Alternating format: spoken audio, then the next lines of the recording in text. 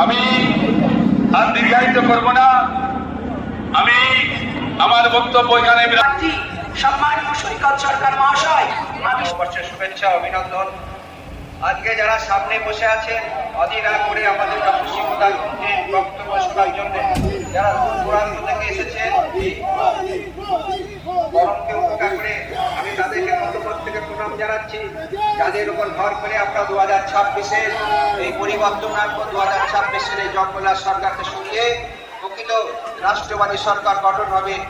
আমরা নাকাশিপাড়ার, আমি যে নাকাশিপাড়ার প্রার্থী, এই নাকাশিপাড়াকে যখন দেবতুল্য কার্যকর্তাকে প্রণাম জানাই, যেভাবে তারা আজকে আমার সঙ্গে 1 মাস ধরে যাদের উপর ভর করে আমরা 2026-এর এই পরিবর্তন আনবো, 2026-এর এই জঙ্গলার সরকারকে সরিয়ে প্রকৃত রাষ্ট্রবাদী সরকার গঠন হবে।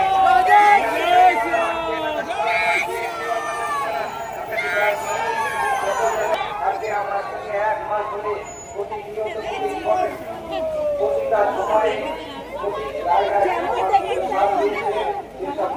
কার্যকর্তা